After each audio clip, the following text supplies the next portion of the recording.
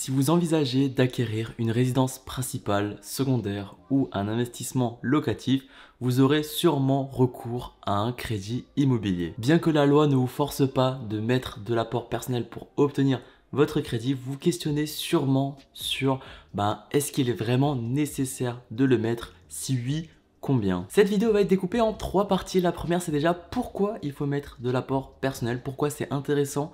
Ensuite, je vais vous dire combien idéalement il faut mettre dans un achat immobilier.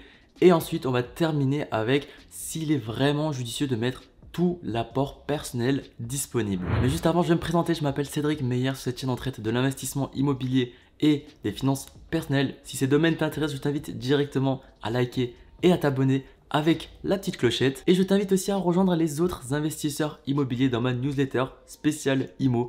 Il y a des news, des astuces, mais surtout le plan d'action pour trouver un bien rentable. Le lien est dans la description. Si vous suivez régulièrement cette chaîne, il y a 2 semaines, j'ai fait une vidéo sur comment obtenir facilement un prêt bancaire. Je vous mets le lien juste en haut à droite. Mais pour résumer, il faut vraiment que vous montrez à la banque que vous avez le profil parfait. Ce que je veux dire par là, c'est que vous savez économiser, vous savez investir, vous savez gérer votre argent. La banque doit clairement vous faire confiance les yeux fermés. Et justement, en mettant un apport personnel et en montrant dans vos comptes que vous épargnez régulièrement pour cet apport ou que vous investissez régulièrement, vous savez globalement gérer votre argent, la banque pourra vous faire confiance beaucoup plus facilement. Ils pourront d'une part vous accorder plus facilement le crédit, mais surtout ils peuvent vous donner quelques avantages comme un taux qui est réduit ou des frais de dossier qui sont exonérés. Du coup, vis-à-vis de la banque, vous allez avoir un meilleur profil, il va passer beaucoup plus facilement, mais concrètement, vis-à-vis de votre achat immobilier, en fait, cet apport va surtout servir à payer tous les frais annexes. Généralement, en premier, il y a les frais de notaire, ensuite il y aura les frais de dossier et on terminera avec les frais de garantie. Et la raison à cela est ultra simple. Lorsque vous souscrivez à un crédit immobilier, imaginons que vous n'arrivez pas à payer les mensualités, au bout d'un moment, ils vont saisir votre bien, ils vont le revendre. Généralement, ça sera à perte.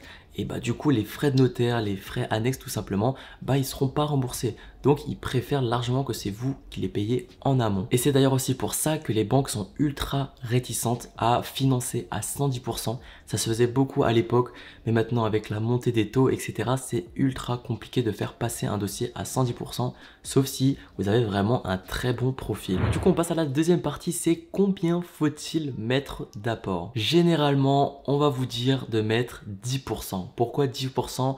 Généralement, ça couvre les frais de notaire qui tournent à peu près 8% dans l'ancien et ensuite on compte 1 ou 2% pour tous les frais annexes, justement comme les frais de dossier et les frais de garantie. Je vais vous donner un petit exemple pour que ce soit vraiment très clair. Imaginez que vous souhaitez acheter un appartement à 200 000 euros. Tout simplement, vous devez mettre 10% de 200 000, donc 20 000 euros à la banque lorsque vous allez souscrire le crédit immobilier. Cependant, ça c'était avant. Les 10% c'était quelque chose de ultra classique justement pour couvrir les frais.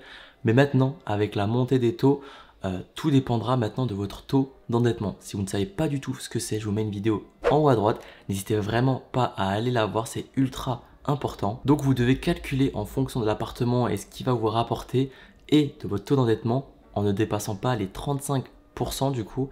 Et en fonction de ça, vous devez ajuster votre apport. Donc cela peut clairement doubler. Vous pouvez passer de 10% d'apport à facilement 20% d'apport pour ajuster justement ce taux. Et on passe directement à la dernière partie, c'est est-ce qu'il faut mettre tout son apport? Est-ce que c'est vraiment une bonne idée? Parce que en mettant plus d'apport, on va baisser la mensualité, on va baisser le taux, etc. Mais du coup, est-ce qu'il faut tout mettre? Et pour ce point, il n'y a pas de réponse ultra précise. Tout simplement, tout dépend de votre situation. Si vous avez déjà une épargne de précaution, c'est-à-dire vous avez prévu 3 à 6 mois de dépenses sans revenu. Admettons que vous avez une perte d'emploi, voilà. Vous avez déjà un matelas de sécurité.